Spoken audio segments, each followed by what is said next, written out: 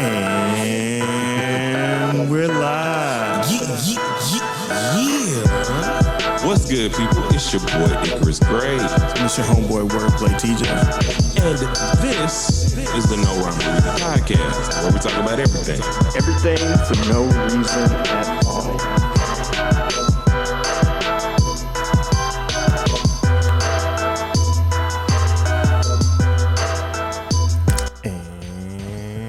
And we're live.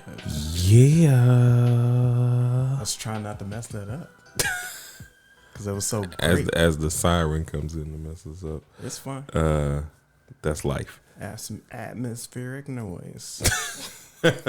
What's good, people? It's your boy Icarus Gray. And it's your homeboy Wordplay TJ. And this is the No Rhyme or Reason podcast, where we talk about everything. Everything stupid for no reason at all. No, I'm just kidding. I just needed to add that in there. That felt good. We're not really doing anything important. Hard hitting. Nope. Today. Oof. Boom. Oof. Also, by the way, I wanted to do this at the beginning. Mm-hmm.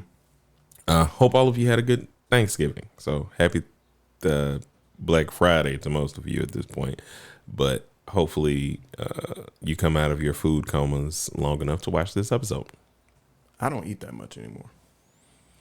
I refuse. Why is that? Because it hurts. Oh.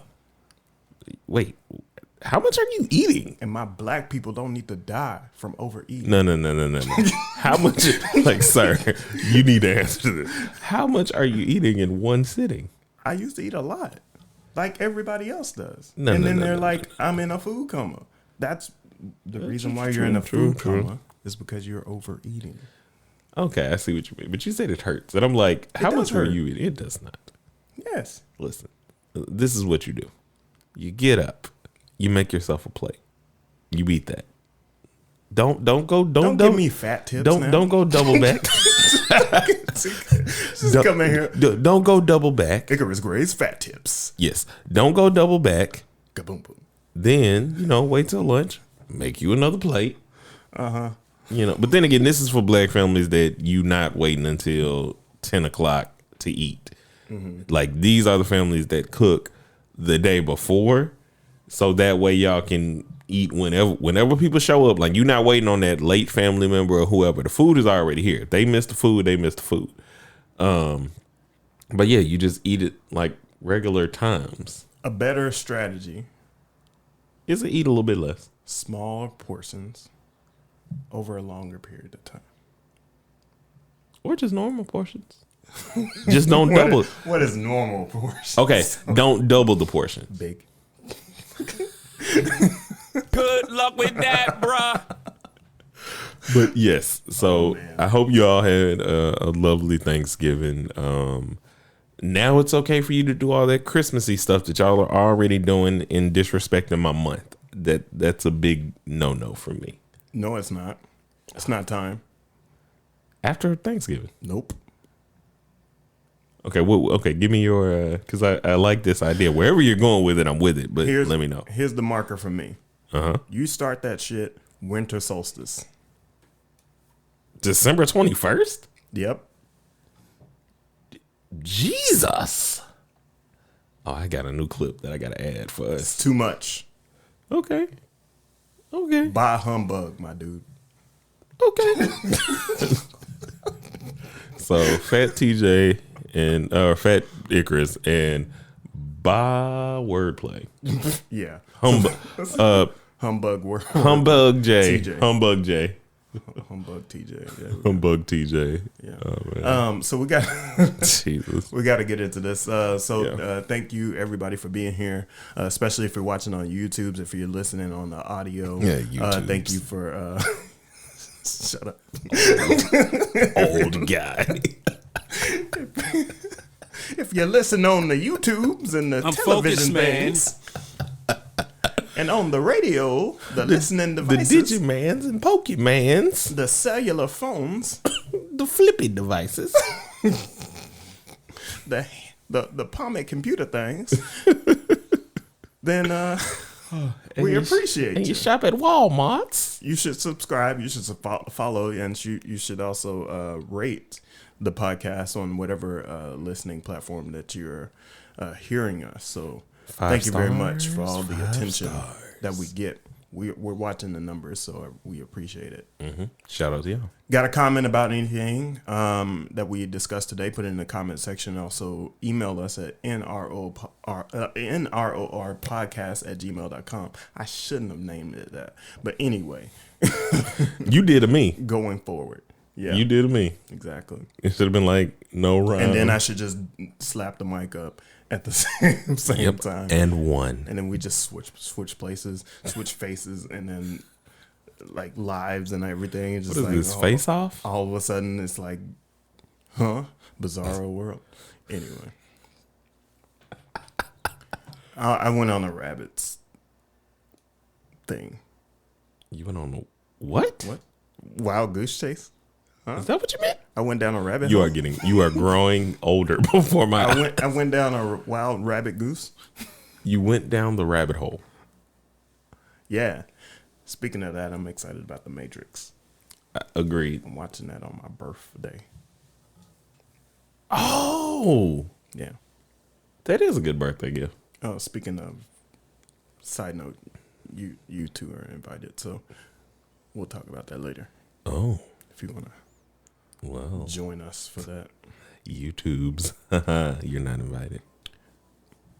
But you are invited So when we discuss it? to Wordplay TJ's live stream on November 30th. Which, What? on the 30th? No. No, that's not the one. It's today.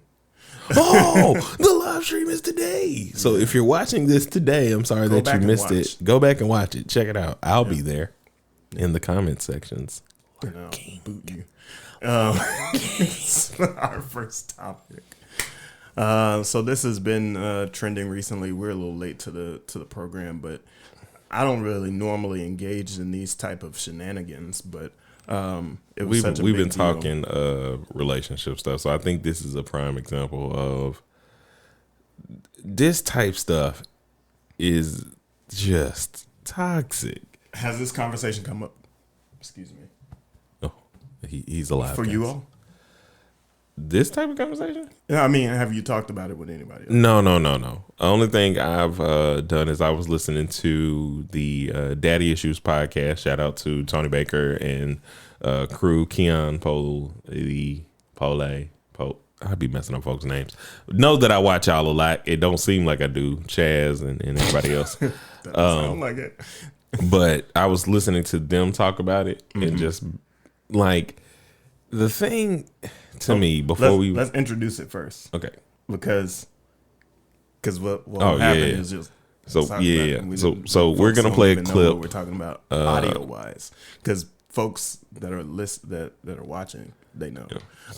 So if you're listening and don't know what we're talking about, Dababy and Danny Lay, I believe, two entertainers. Obviously, Dababy's much more popular than Danny Lay, but they've collaborated together. They've been in sort of a relationship. Have a kid together. They definitely been in a relationship, and they have a child together.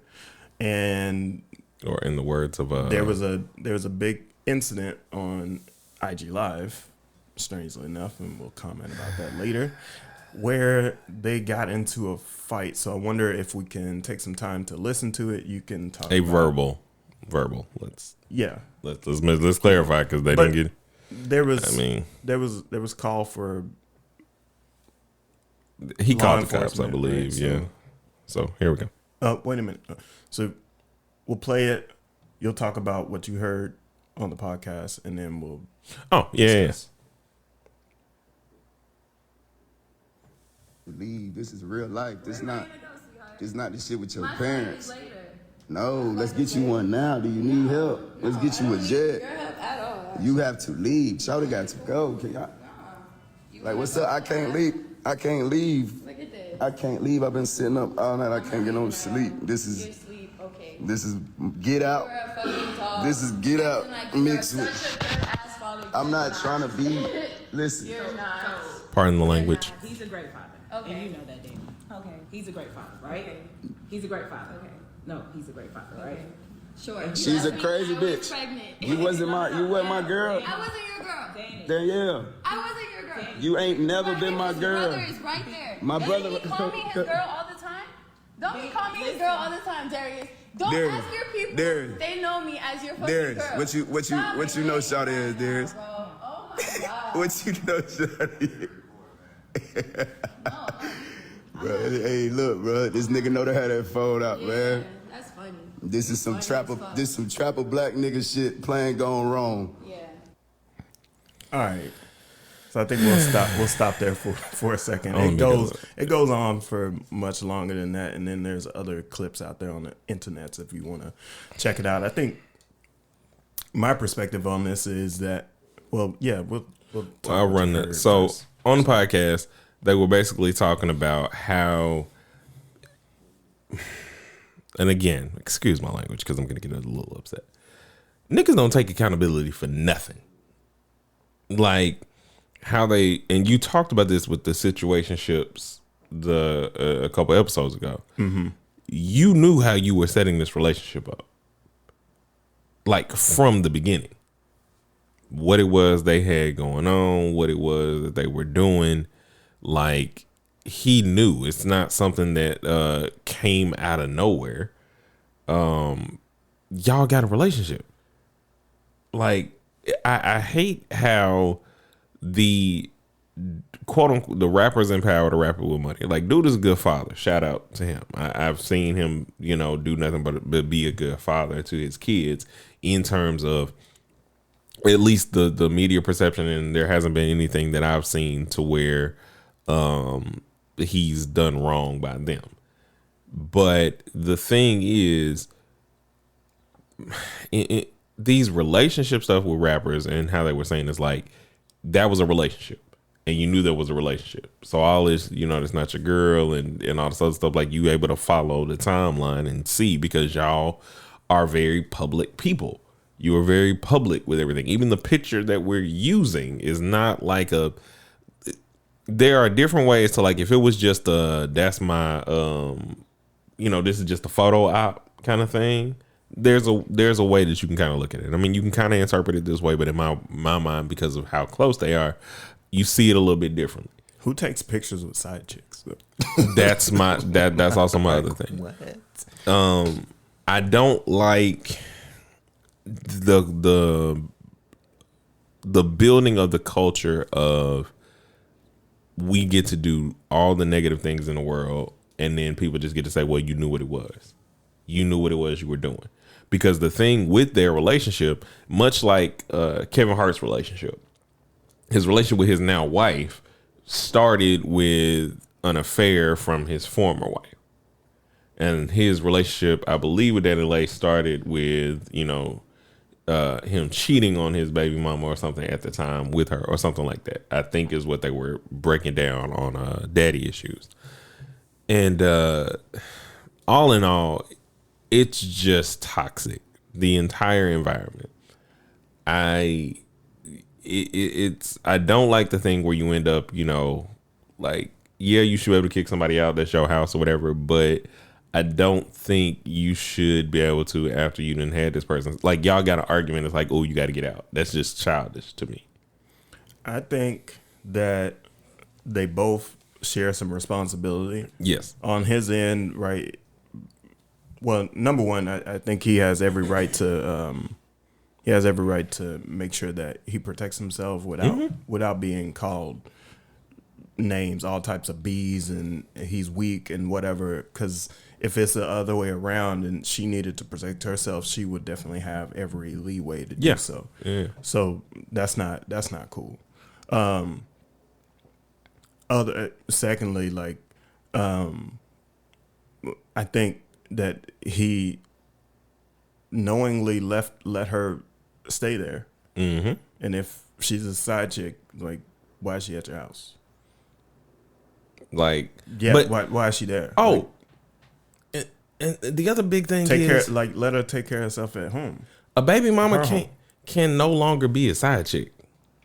I don't know. Like, if that's like, what he's saying. Like, right. Y'all can creep and do different stuff, but a baby mama can no longer be a side chick. Like, you have a bond at least with the child, and you're at least co-parents. At the least, you have to be co-parents. Yeah. That's another part of it. I'm just like, bro, what are you saying? Like, but there's a lot of comments that are her fault too. Like, she needs to realize that he wasn't nothing to begin with. No, because she has, like, she showed the timeline, and but she took accountability for her stuff. She says in a lot of different ways, and this is another thing they mentioned on Daddy Issues was, here's our actual timeline of him saying whatever. Like, no, I shouldn't have took him back at this time, because there was a time where where they had an initial baby scare, like Plan B came to the door or something. She took it at that point in time, whatever. Then they continued their activity, or he continued. You know what I'm saying? Like, he came back around. My point is that she never shouldn't have started. No, right? No. You know who this person is. You know how, and this is where folks get messed up. They deal with men or women that ain't about nothing, and then they're surprised when they're not about nothing. Like, yeah, you know what I mean? Like, she could go deal with go deal with somebody that she would consider, quote unquote, the lames, right, of the world. Yeah. And then be fine, right?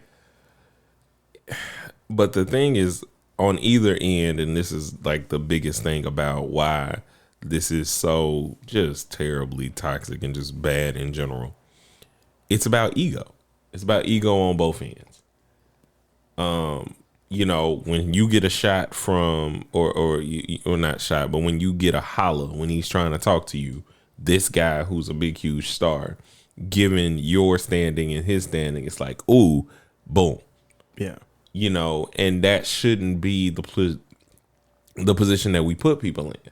But I was hesitant to even talk about this in the first place, because none of this is none of our business, but no, put it out there. This is the part where I'm like, this is, while I do want all black men to be protected, all black women to be protected, especially in situations where things can be misconstrued or turned on their head, because you don't want to be in situations, like you said, where this turned from an argument to he hit me and like there was nothing.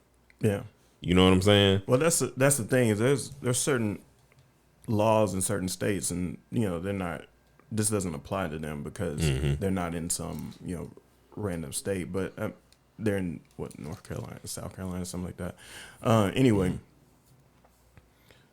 there's laws on the books in various states where domestic abuse can be as simple as not letting somebody leave. Okay. Right. So it could be as simple as throwing something.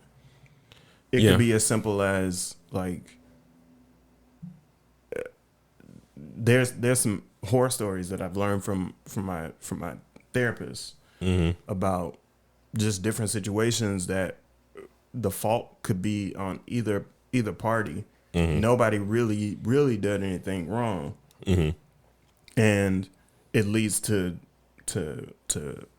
some type of sentence or charges pressed, and this could have been one of those situations, and that's where things don't need to be public. The attempt here is to make it public in order for somebody to save face and have evidence. But how far does the evidence go in court? Well, we don't know. It doesn't really go anywhere, because I mean, nothing happened. Nothing has happened. And I feel like whatever situation that went on after that, there's been no update as far as I know. What you end up having is a point to where your daughter or son, and I believe they have a little girl as far as I know, but you end up in a position where now this is forever. True. Like, your kids is definitely forever. The kids will enough copies out there. Yeah, they're going to see your argument. You can't find the tape. Like, if somebody, kids is terrible, bruh. This ain't just gonna die. Like, this is like the toxic behavior of kids is this. So what's going to happen? She'll get somewhere. She'll get into an argument with somebody, or any other kids. You talking about this? Your daddy? Your daddy be out here doing this, right? You know what I'm saying? Like, because kids. And then there's a fight on the play yard. Yeah, for something that they have nothing to do with. Right. So, all in all, it's toxic. I don't like it. I think that rappers, especially, they really need relationship counseling to me, because I think everybody needs their own personal therapist. Yes, that's where we start. I mean, Good Help, is that the place? If you want to sponsor BetterHelp, if you want to sponsor us. Yeah, and the reason why I say that is because ultimately we choose the people that we're in relationships with. Mm-hmm. We choose the decisions not to leave or to stay, to stay or to leave. To leave. Mm-hmm.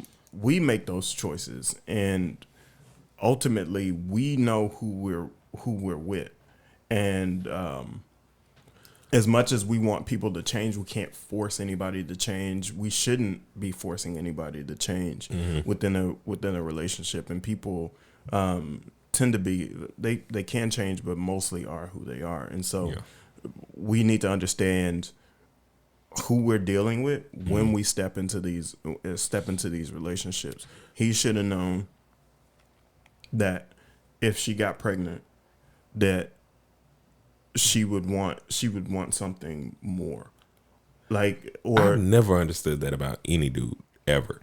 But I'm just saying like, he should know what he's dealing with when you get ready to lay down with some person, whether or not there's a kid ready there or not. You know what I mean? Like, right. You mean and she should also know that everyone should also know that if she laid with him, that he might. Wow. And I also think that because he's a good father, that does not make him a good boyfriend. That does not make him a good husband. That does not make him a good partner. Yeah, it just means he takes care of his responsibility. Yeah, I'm speculating, but I'm going to assume that, like, she at least thought that he could be different. That's my thing, and that's where, as you were saying, people don't know who it is that they're with because their own mental health, they don't check in with what it is toxic that's inside them that they're attracted to because of unsolved or unresolved mental things, that, like, you feel like this is all you're capable of deserving or whatever, because that's all you've known. But I think attraction has two parts, right? Yeah. Attraction has a physical element, things that are, autonomic within our systems. Yes. The hormones, the autonomous. I think it's autonomous because of how. Yeah. Breathing, stuff like that. Okay. So, I see what you mean.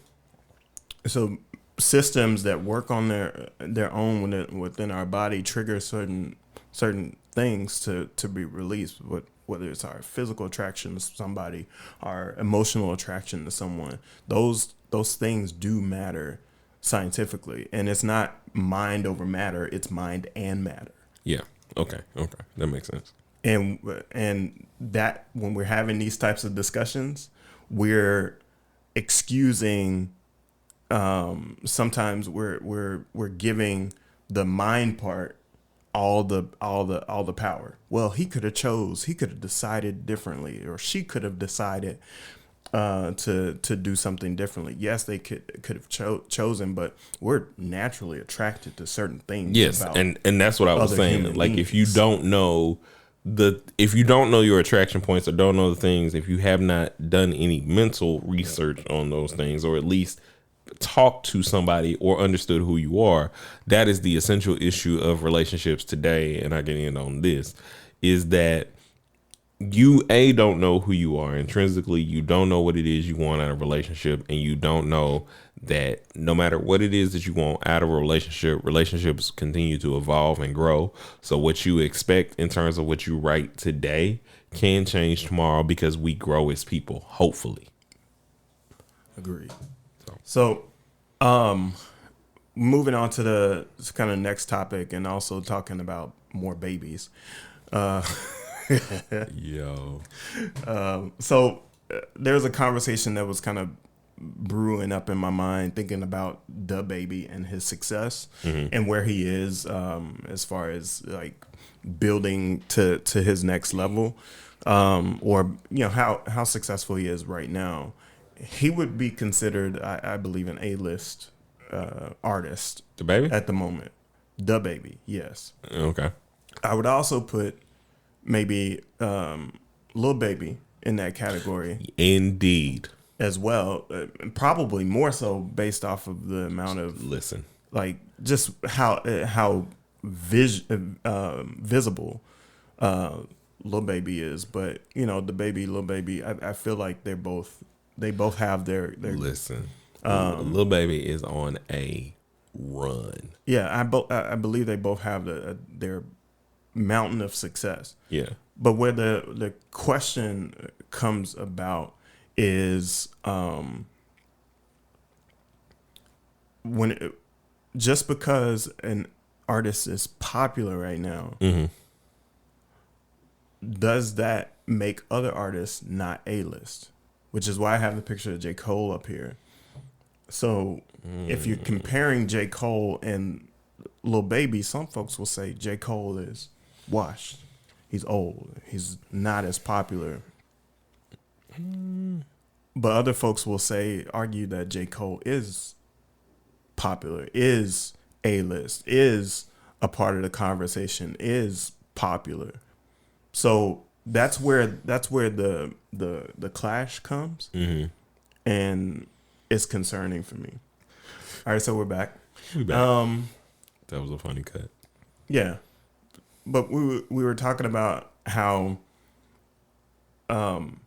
when it comes to A-list celebrities and people's opinions of that, right? Are we in a situation where artists cannot be A-list and popular at the same time, or is popular even worth mentioning? Is it just opinion ultimately? It's really just opinion, but the biggest basis of any of this is the accolades and how the rappers treat other rappers. J. Cole probably wouldn't have been the greatest example now just because he finished his tour with a lot of those people and brought a lot of heat and stars out. But I probably like the better comparison in terms of how people like try to upgrade, downgrade would have been like a Wale. And Wale has an album out. I said his name's so weird, but he has an album out, and people still a lot of the time act like Wale isn't that dude.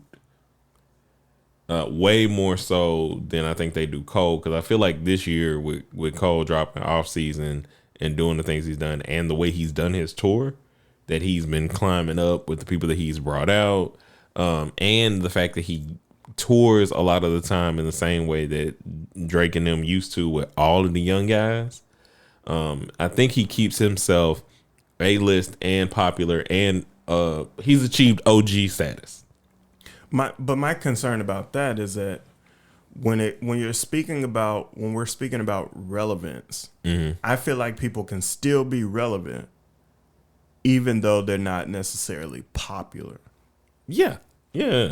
Even if they're not headlining their tours or the biggest name on the marquee at a festival or something like that. I believe that folks can still be super relevant, super impactful to the culture, and not necessarily be as poppin', right? So like Jay-Z, still relevant, 50 years old in the game. I keep forgetting that. Like every time he raps, I forget that, and I think that's something we should definitely adopt way more in the hip hop culture, because y'all are trash in terms of how quickly we'll throw somebody to like you said, the non-relevant bucket because of nothing more than age sometimes. Yeah, and I think that's what I'm trying to get at. Ultimately, is like we have this rampant ageism in our culture, rampant, where we don't let people shine because they're not popular, but they're still good. They're still great. And that's the thing. It's like they still have a cultural impact, and folks still talk about them. And it's sort of like we allow the young folks to run the game, and who's to say that they even should? In a lot of ways, it should be a tandem thing. In the same way that you can't have, and that we shouldn't have, these 60 to 70-year-olds trying to decide what the nation should do, because you're so far removed from a young person's plight. You're so far removed from understanding what's going on, and when you were young, the situations and conditions were different. So, same thing here. We have to bridge a gap and start walking together. It's something that's difficult to do because a lot of time, once you get past 13, once you get past 18, we emotionally start disconnecting with our past. We start disconnecting with our youth. There are things that we may do that like reinvigorates, you and me playing Pokemon or something like that. But we can't connect with it in the same way anymore because we've disconnected from that general euphoria in a certain way, right? And we got bills. Well, yeah, adulting sucks a lot of that out. You got bills. You got focus, man. You got spouses. You got work. Yeah. Whatever you do in your leisure. So all of that takes time. Right. Right. But I think with that, societally, we have to start keeping and holding hands in a certain way, because that derailed me so bad because that is hilarious. Only my wife can hold my hand. Wow. False. So can your niece. But boom. Gotcha. See, kids. But that's the gap in that sense of, we have to be able to allow somebody to grow on their own, but at the same time stay connected. And I think there's a hard balance because there are so many parents who are either over involved or under involved. There are so many older people who, same difference. We have to find that balance because we do need that information. Like, what is your music saying? There's so much young music that I won't even touch because it's like, I ain't there no more. Even separating from what it's saying, I think there's two definitions of relevancy. Yeah. For some folks, it's longevity. For other folks, it's popularity. How hot you are right now. And those like, it's longevity all the way for me. All the way. I do think both play a part. Because in that longevity of those people, right, they normally took popularity, held it by its neck, and stomped on it. Like, whether it was J. Cole, Drake, and Kendrick for the first 10 years of their careers, it was, if I'm out or if I'm on a feature, I'm doing this. Like, and you know what I'm gonna do to it, and that's why, I'm like, Lil Baby does not have a feature miss. Like, but here's the catch, right? Mm-hmm. In their age group, Drake could be considered both currently popular and having longevity. But that's because, what kind of artist are you? It literally depends on what it is you do. And we were talking about this earlier or last episode with the type of artist you want to be. So in that type of artistry, in terms of albums losing their relevancy, singles gaining more credibility, in those singles, are you doing features? Are you working with the newer artists? Or are you trying to by yourself, build your own plateau, build your own lane, build your mountain, because that is a much more difficult fight. Can be done, so don't think I'm saying you can't. But that also plays into the relevancy as well. Like J. Cole, like the three of them did it in their own way. Like Drake did it by singles, popularity, good albums, but at the same time, not as relevant as a Good Kid, Mad City, not as relevant as a Forest Hill Drive, 2013. He did use a different segment of the market, right? Right. He brought women into his fold. But but you're using the different tools that you should have as an artist in the three of them. Because J. Cole still has a whole album with no features, which shows that he can do that. Kendrick, and then he had that year of just killing features. Kendrick Lamar, same thing. Drake does the same thing. They all stay relevant by tapping in with what's going on with everybody around them. Or just being a mystery, right? Because that's what Kendrick does.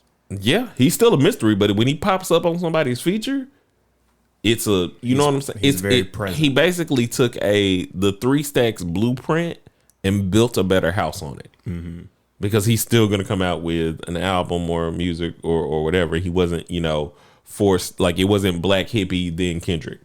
So I think that's one of the tools that you have to have as an artist nowadays, because it's really hard for people to see the longevity as relevant. Long jelly. But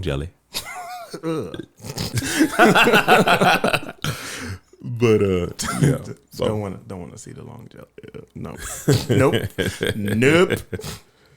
nope. Speaking of young, R.I.P. Young Dolph. This hit it in one of those ways, and I know we had a episode a long time ago, I think, where we talked about some mixtape issues, because I think when he was going through his issues with Gotti or whatever, and we kind of talked about how why would you name your mixtape this and all this other stuff, blah blah blah. But the thing that's so disheartening about all this, right, is for all of those artists, they're changing the landscape around them. Dolph was huge in the fact that he was, explain what that means. So in Memphis, you got Gotti, you got Dolph, you got Lito, you still got 3 6, you got Lil Baby. No. Oh, okay.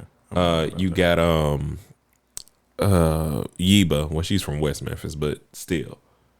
You got all of these people who are building up their communities and their circles. Dolph was somebody who built up his circle in a Nipsey Hussle type way. He did not let deadbeat. He said, "Ain't no deadbeat fathers around me." He was married and prominently, married and good to his kids and good to those around him. He built up his circle in that LeBron way, in the way that you do. The same way that Gotti does for Memphis, and in the same way that Lito does for Memphis. Are you calling me wholesome? Am I? I don't know. Maybe. I'm focused, man. But that's missed so often, because I know that when we do gangster rap, and it's something that even I've criticized about talking about the struggle in a certain way when you're far from it, especially when the gangster rappers kind of toe the line of still basically talking in the way that they talk. Everybody is Scarface, everybody is Carlito, everybody is Pablo Escobar, everybody is all of these people, right? Everybody's tough. Yeah. And it's I wonder, how is it we escape mentally, totally, in the sense of when you get out of the trap, they're doing things in their community. He was he got shot at a cookie store that he was just promoting the week before. Yeah. Because he supports Black owned businesses. Yeah. His wife has different organizations and stuff that she's set up to help the community. And that's a big thing in Memphis. It's just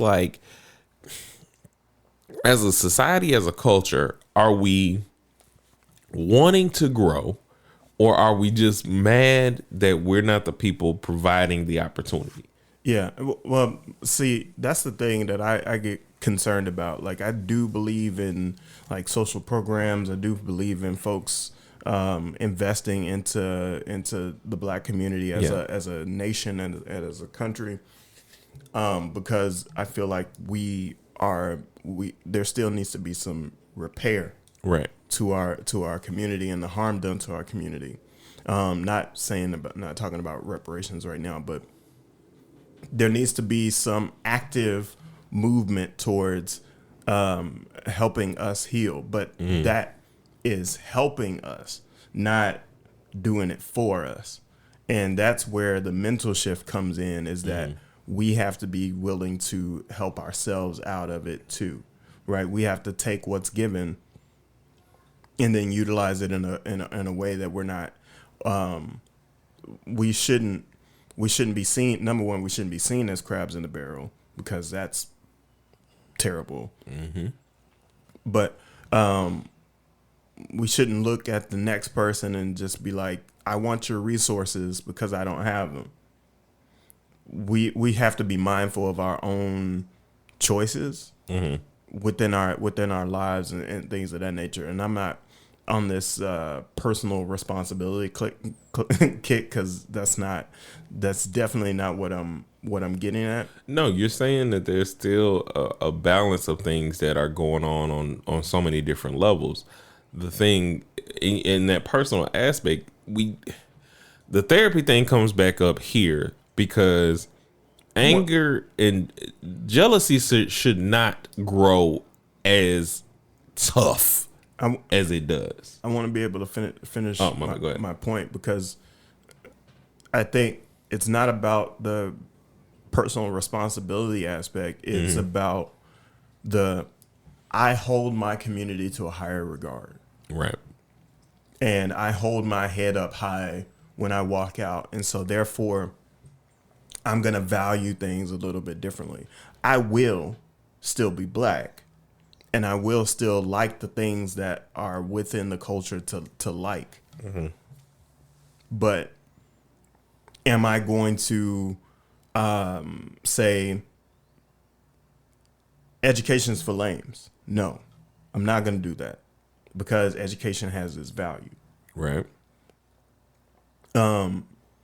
I'm not going to say that, I shouldn't go handsome, like I shouldn't pay this person or as a business owner, I should expect everybody to come do business with me when I don't have my shit together. Okay. That's not an example of holding your head up high. Right.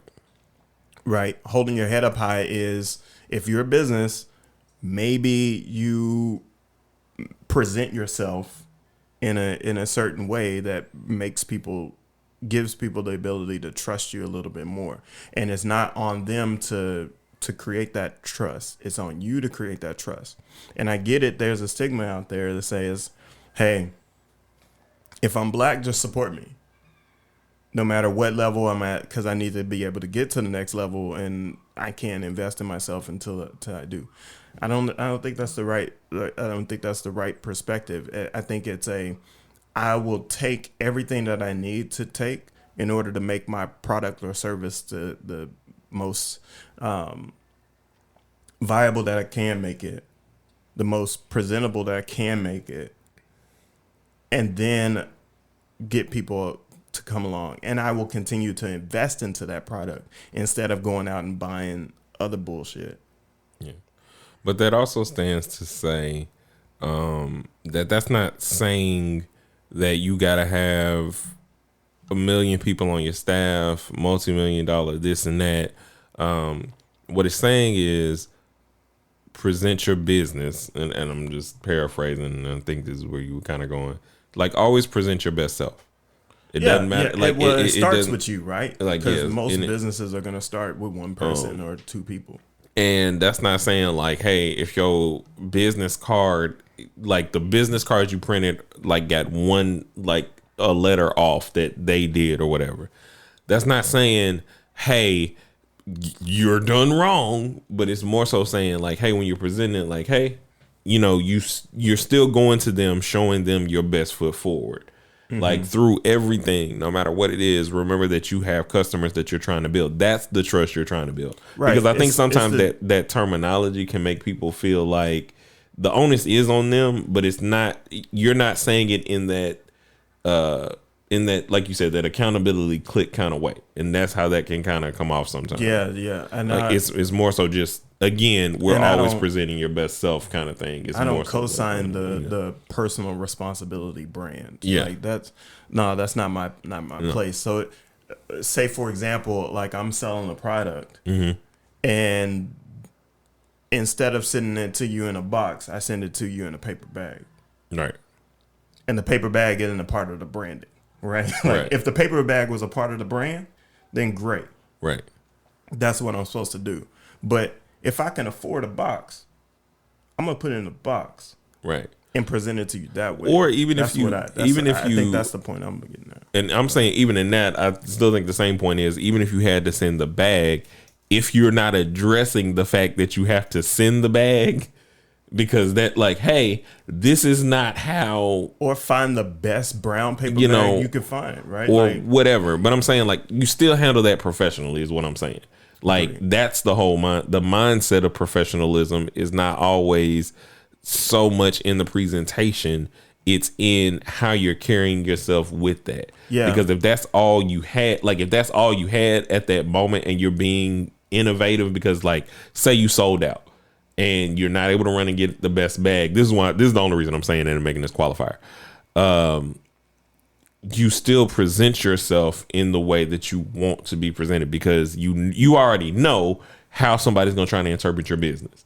Because if it were you, like you said, they just sold out, like you see everybody else get boxes. If they just hand you a paper bag, that says to you, you're not a valued customer. If they do not handle that presentation correctly. Like, hey, I just ran out of boxes. I don't want you to leave without the product.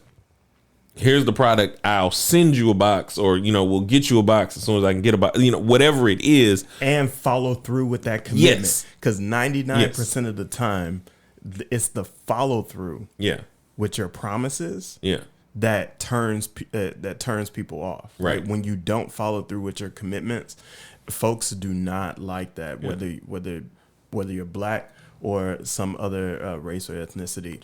And I think one thing that I want to kind of leave on this, because we got so much else to talk about. Oh yeah, we have 50 minutes. Well, no, we're not. But anyway, go ahead.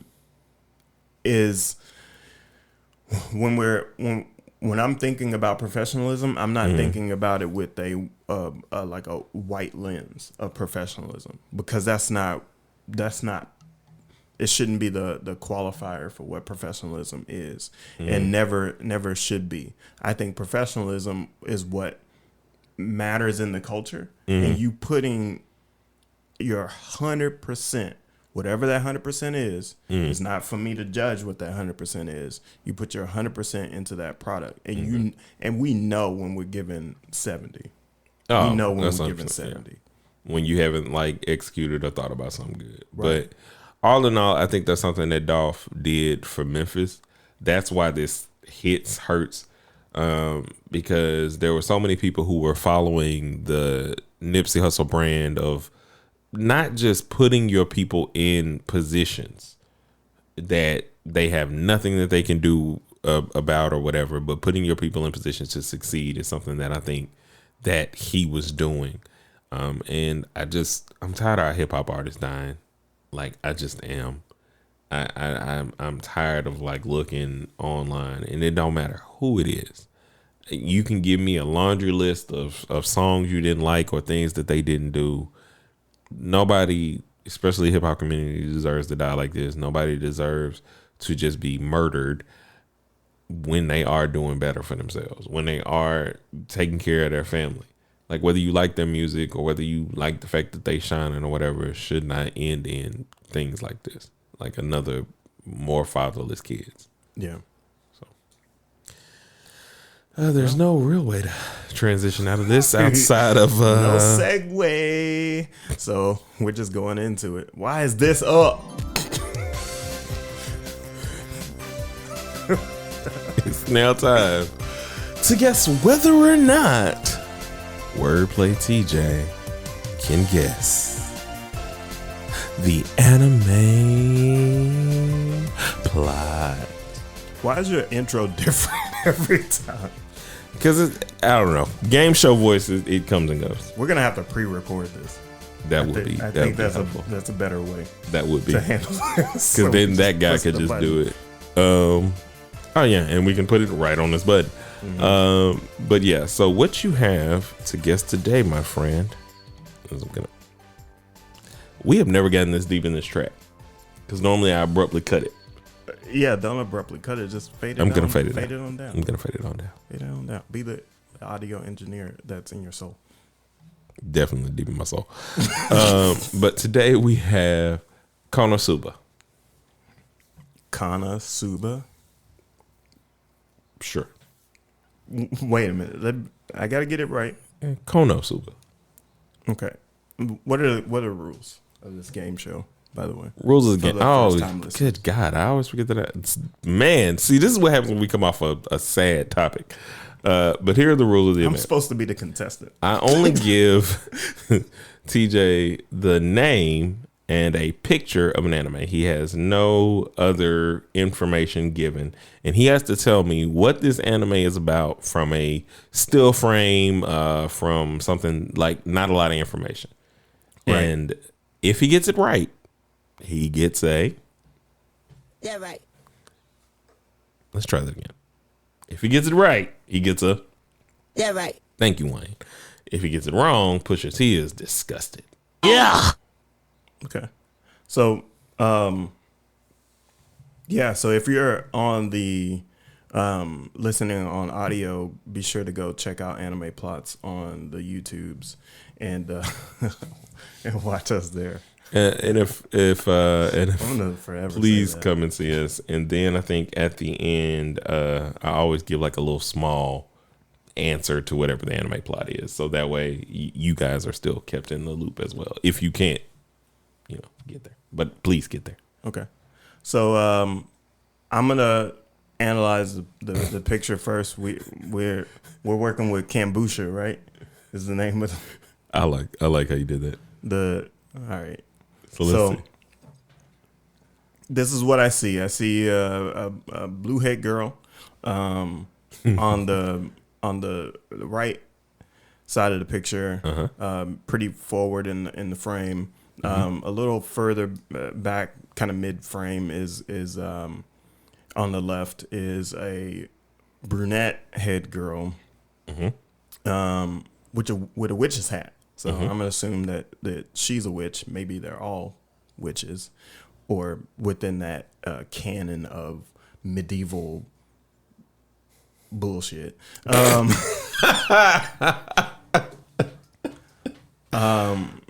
little further back in the center is a young brown-haired young male, and he's holding a sword. Assuming that he's some type of a swashbuckler. You just want to use swashbuckler. That's hilarious. Buckler.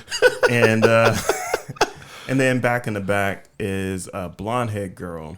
And for some reason, two of these chicks have here we go.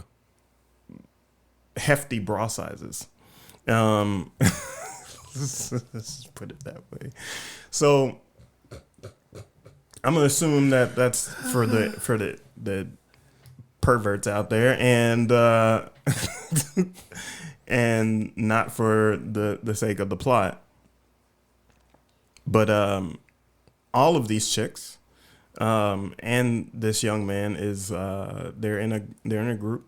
They're together, and they are wandering across the wilderness in order to fight off the baddies, and they use magic of some sort. This is sort of like a Final Fantasy setup, right? So you have like a mage and a knight and a such and such and a such and such, and one's the healer, one's the glue to the group and keeps everybody together. What I don't see is like the brute force, but maybe the blonde chick in the back kind of plays that role.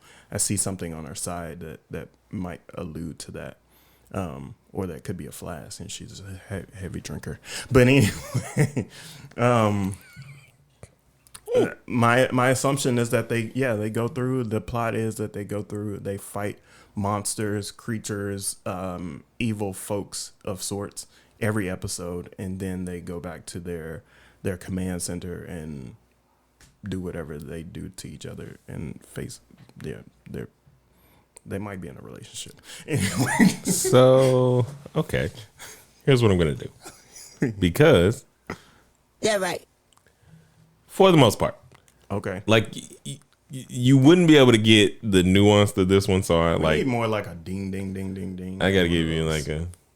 It makes you feel better if I give you the like. Doo-doo-doo, or like, I don't know what I'm. Or what kind of noise was I doing? You know what I mean? Yeah. We'll work. If I'm wrong. Like for any percentage of wrong, just give me an ant. Oh, okay. And then if I get 100% right, that's where the ding ding ding comes in, and then we can celebrate. Well, technically, you're 90% right. You guessed about everything that you kind of looked at. You did guess right that the girl is a mage. You did guess right that the brute force is the blonde-haired girl. Mm-hmm. But the thing that you would not know is Konosuba is basically a parody of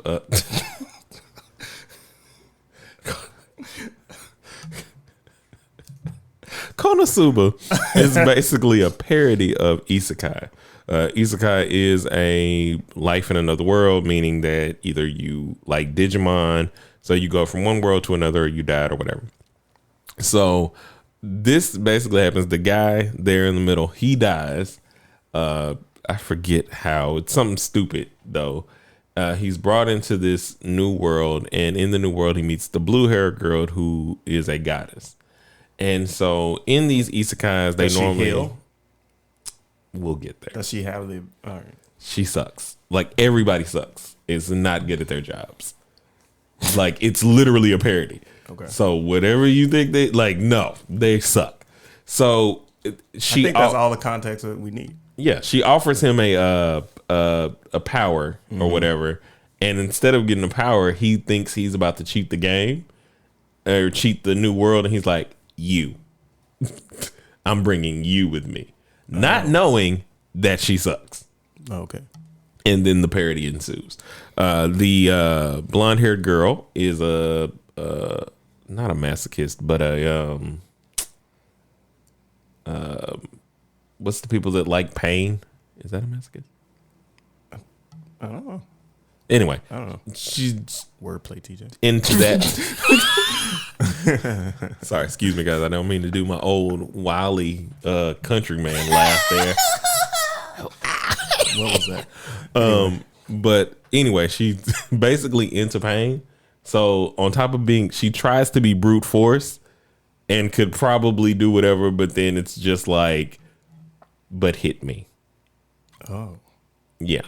The mage girl for the pervs out there does not have the ability to control her powers. Mm-hmm. So she'll use one like huge attack and then she is useless. And then of course he's just a regular guy and can do nothing because he didn't ask for anything. So all of his powers are just averagely terrible. Okay, so Kangaroo basically is just a group of terrible folks. Mm-hmm. The de-evolution is what I love the most. But yeah, so that was another episode of Whether or Not Wordplay TJ Can Guess the Anime Plot. I don't think I did it. I definitely think you did it. All right. Yeah. Shit's about to get real. All right, we gotta bring it back down a little bit, guys. Yeah. So today being, if you're listening to this podcast at a later time, it's already past Friday, November 19th. And that's the date that Cal Rittenhouse was found not guilty On all charges. Charges for what happened at the Kenosha protest. I'm going to call it protest, and in Kenosha, Wisconsin. I think the difficulty thing about this, and maybe our main premise, maybe not our main premise, but my main premise is that this kid is not a victim at all. Like not even close to being a victim, and that's where I feel like my main point stems from. So I wanted to take some time to discuss this. First, I wanted to kind of, start with what are the facts according to the Associated Press, New York Times, CNN, and many other outlets that I kind of put together and sift through in order to find this. Our friend Kyle, who does a lot of the blog posting on my site, always tells us to kind of look at the Associated Press first as one of our primary sources. And so I went there first to kind of disseminate the facts. And in this trial, we know this happened in 2020 during the Kenosha protest. We know that Kyle shot 2 men, killed them, and wounded one other.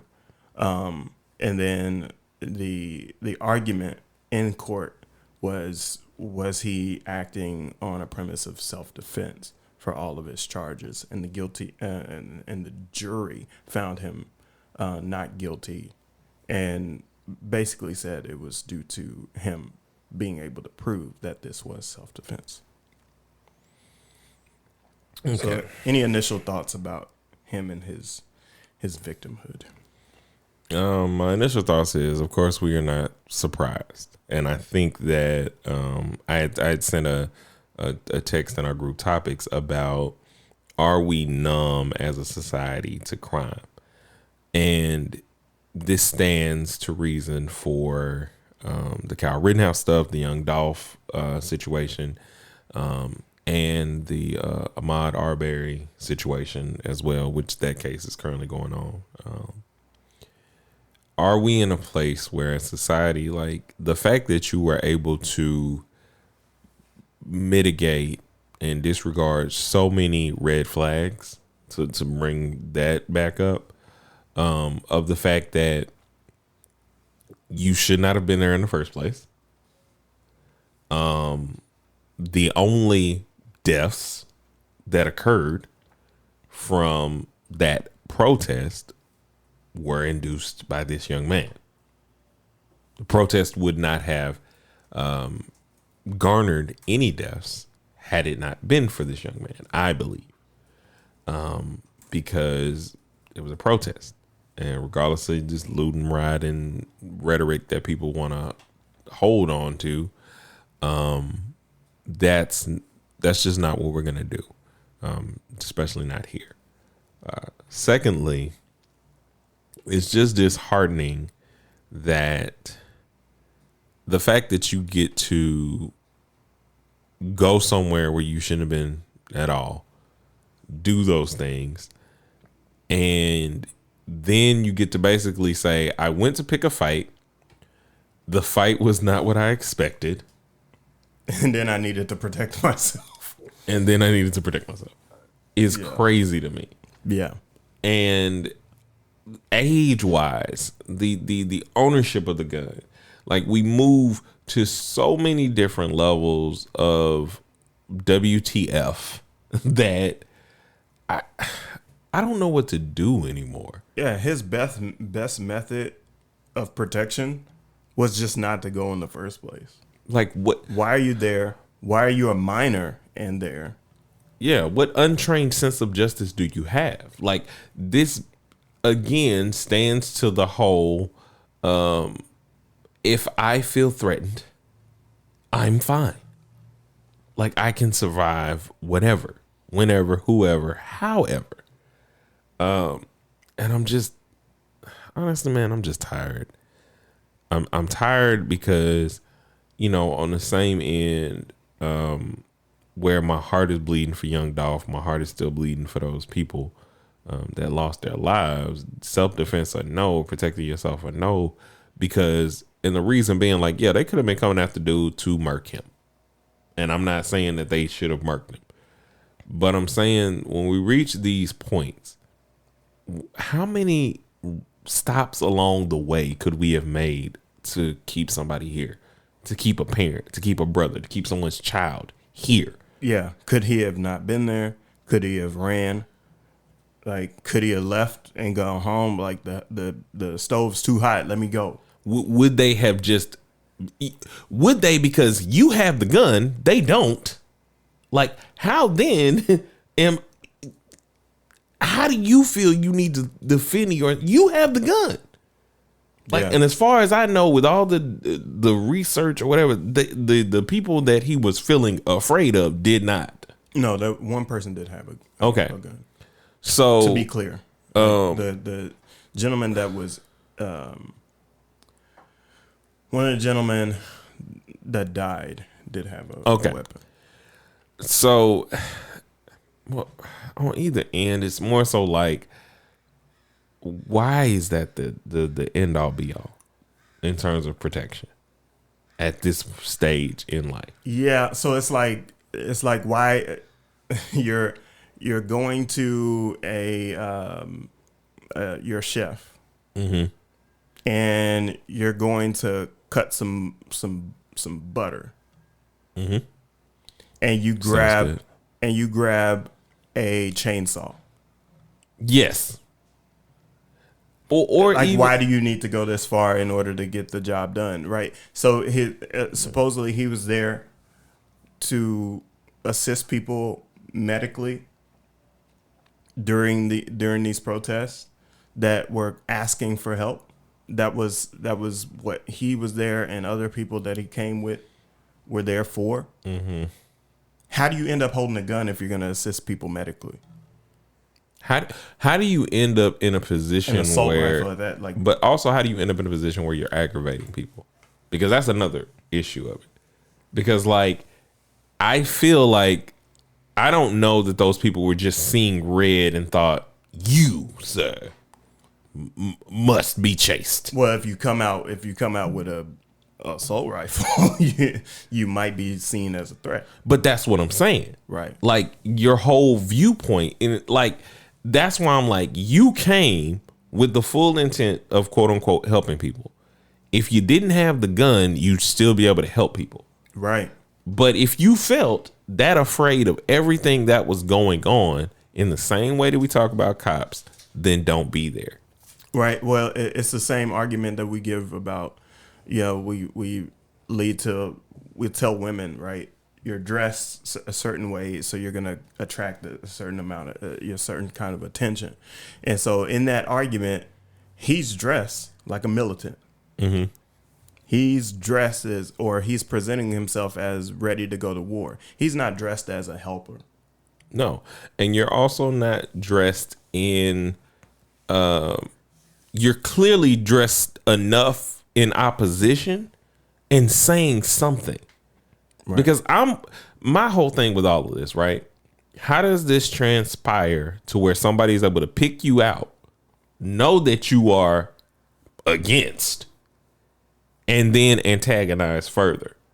But it's like waving a flag. You know what I mean? Yeah. You're like, I'm here, and in testimony, folks are saying the only living survivor of this in testimony, he was like, I felt like Kyle was coming after us with the weapon. So it's a case of mistaken intent in both directions. But if you think somebody's coming after you with the weapon, and you're going to pursue them, like, obviously the weapon's the problem. Right. Because it's like you said, your messaging and your signaling is not going off correctly. And that's not, I mean, even in the people that use that argument, again, the thing that people always forget in both of these arguments is intent. Intent matters, and accountability. And the fact that, again, Kyle chose to be there where he was. You chose to go. If you were helping people, like we said before, you didn't have to have the gun, or at least you didn't have to have that one. If you wanted to protect yourself, hidden, concealed pistol would have done that. But you were not trying to conceal the force that you could lay on somebody. Where's the qualifier for intent for the parent that let him go in the first place as a minor? Here's the thing that I hate the most about America currently. I, as a black man, when we were younger, were not allowed to be young. No, because we were treated as if we were adults. Treated as adults. But somehow here, like, even with the way that they handled this entire case, with the way this judge handled him, spoke to him, he was like behind the judge and picking out jurors and so many other just, this is weird things. Mm-hmm. Like, with this expectation and hope of, you're young, you made a mistake, you were protecting yourself, emboldening the decision. Right, but we don't give young black men, and I think this is why our community is upset. We don't give young black men the same benefit of the doubt. You know better. You shouldn't have done that. Go to jail, right? Like even with the Dylan Roof case, where we knew for a fact that he was going to go to jail, there was no satisfaction, because the entire process up to was like, but you get to be a kid. Here's the hard part about the justice system, right? Yeah. To me, is that you would assume that the justice system should be apolitical, and it is not. And judges in most parts of the country don't run with, I don't think any part of the country, honestly, don't run with a political party, but they end up flexing their political views within the courtroom at any point in time. Like, I don't, and maybe that's just a mistake of us in our perception of the justice system. And maybe we're thinking about the justice system in the wrong way. We call it blind, but maybe we should just call it what it is, which is bias. Yeah. In all ways. Because if it's about intent, and that's not to say, because people will waive OJ and so many other cases in people's faces of people getting off. And it's like, you do realize that those are minute.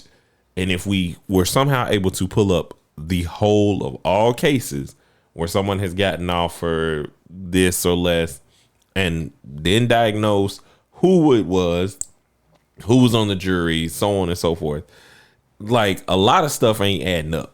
It's not going to add up. Prime example. So for all the stuff that he got to do in the courthouse that was so weird to people, the fake crying and all this other stuff, in the Ahmaud Arbery case, the judge was basically telling them not to be bringing preachers and stuff. And he had to, like, amend himself the next day, because it immediately, in Georgia, that sounded how it sounded. Right. And that's the kind of stuff we're doing. Like, the difference is, he's saying preachers can't be there. The judge in Kyle Rittenhouse's case is saying not to address those people as victims. Yeah, but now we're addressing Kyle as a victim, which is the major point that we're talking about. Right. And so, see, and that's the disparity. If they don't get to be victims as adults who died, who actually don't have a life now, Kyle doesn't get to be a victim for his choices that he made without a consenting. I don't know what his mom consented to, but regardless, his minor ass shouldn't have been out there in the first place. He made that choice. His mom allowed that choice, whether she knew or not. He made the choice to pick up a gun instead of like a med pack or some Band-Aids or whatever the hell he could have carried. He made the choice to stand his ground, so to speak. He made the choice to pull the trigger. He's not a victim. Oh, and mark my words, he's not gonna go and act like a victim. I almost can guarantee that The book deal's coming. Oh man, the book deal, the Lifetime Hallmark movie, the the movie. the persecution of like him, and I wasn't able to live life, and like, nah fam, you got to live life. You got off on everything. Like, these are the like you said, no victim. Your choices come with consequences. It doesn't matter what it is. He go sell something on eBay to his fans. Bruh. I mean, that's already a point of contention in the first place. The amount of people that supported him and bailed him out and use their money to support him in the first place. Like, we're in a different time. I understand. I don't like it. I don't think we're in a different time. I think we're in the same time. We're just yes, that. Thank you. We're just not. We just weren't aware that this shit didn't change. No, you bring up the point that I thought about, and I think I was talking 1, 2. Anyway, we were talking about this week. I keep talking about how we're realizing time more differently in a real way. Who is we? Me, just as I age, I think as we age, and with more that we learn, right? So when people are talking about CRT or critical race theory or whatever, which is not a thing, but using this example here, a lot of the time there's really old people that talk about it, and I couldn't understand their disapproval of it. Right? You got to be clear about not a thing. So, what do you mean by not a thing? Right. History is history. Critical race theory is not a thing. Got it. Okay. Like, history is history. It happened. Right. So like, in there context, is no. I think folks that don't know, because there's a lot of people that are misinformed about what the current terminology is. Okay. So what's happening? Critical race theory. Folks are saying that this is a thing that's being taught in schools. The reality is that critical race theory, as a brand or a marker or a term, just means that in your history classes, in your math classes, we're not hiding the fact that racial issues have gone on in history. So that's bottom line. That's what it is. That's literally all it is. But they're also using it as a blanket to like determine what books. Could you try again? I didn't say nothing to you. That's funny. They're also using it as a blanket to remove books written by certain prominent authors, blah, blah, blah. But that's a whole nother conversation. So my point was, I look at those old people and I'm like, is it just a matter of you not understanding that, somebody created a term and now you're reacting to this term that somehow offends you, right? And then if I look deeper with the fact that Harriet Tubman was born 2 years prior to Thomas Jefferson died. And then she died in in my mind, if somebody asked me that, I would have said she would have died in 18 something. She died in 1911. Ronald Reagan was born in 1913. And these cross sections of time, right, are not as far as we think they are. They never are. Like, 400 years of slavery is literally, if you break it down, because we've had 100-year-old person, like, there's more than one of them, can be broken down into 4 lifetimes. If you're doing it that way. I mean, at most 6 or 7. Like, so these lifetimes are easier for us to touch, right?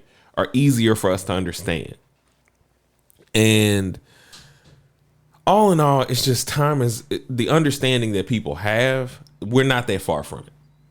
We're not as far as we have all, like in my mind, I always presumed us to be from anything, you know? Okay. So we're not, what you're saying is, cause I was losing you a little bit. Sorry. Yeah. We're not far from, we're not far removed from civil rights movement. We're not far removed from slavery. No. In the terms of generations, but we make it seem as if that's a long time ago. Yes, we can sometimes do it. It's just like we graduated from high school a year before the 50-year anniversary of the Little Rock Nine. And 50 years isn't a long time because my mom was born around that time. Yeah, and it's like we kept making it so far because we wanted it to be.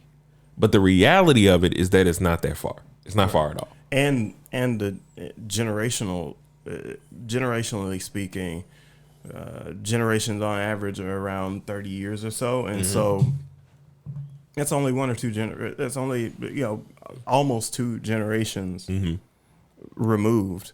And a point that I make oftentimes is that these things don't just go away magically within those couple generations. All of a sudden, everybody gets it, and there's not any racists anymore. Yeah, but there were just plenty of them.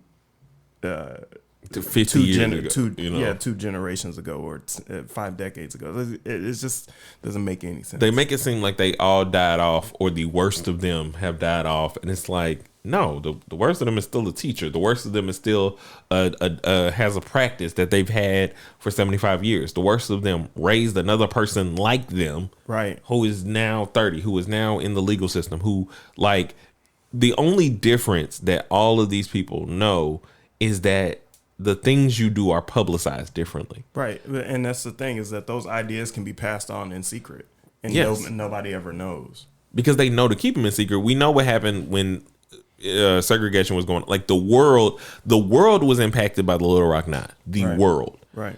And at that scale, that shows, again, they knew, as I'm getting all caught up on my words.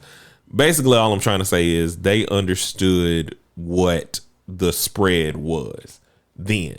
So, of course, they would try and go and be private and keep that stuff under wraps because they saw what happened when their ways were publicized to the world. Yeah. So, ultimately, we're looking, because I got to go soon. I'll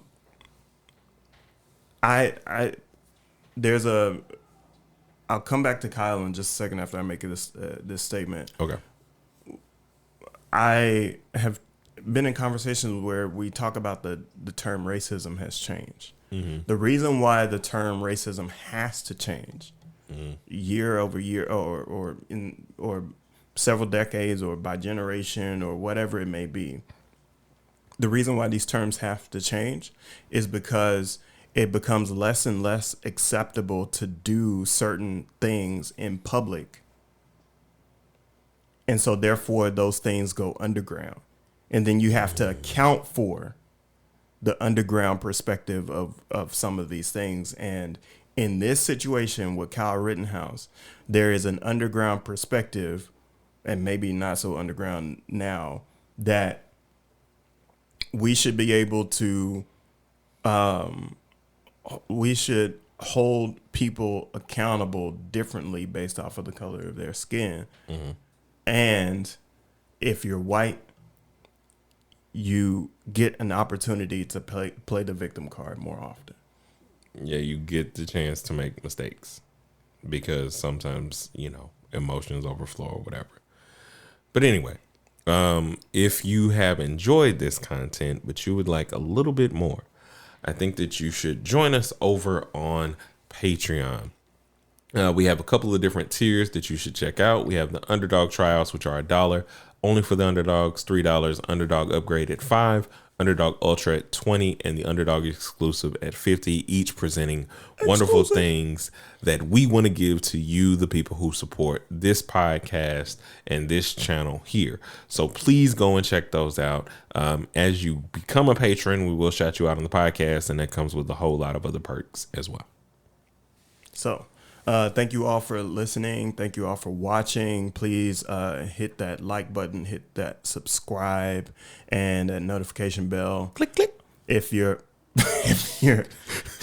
like what you hear here. Oh my gosh. And let's do the outro. All right. And we'll see you guys next time. A 1 and a 2 and peace.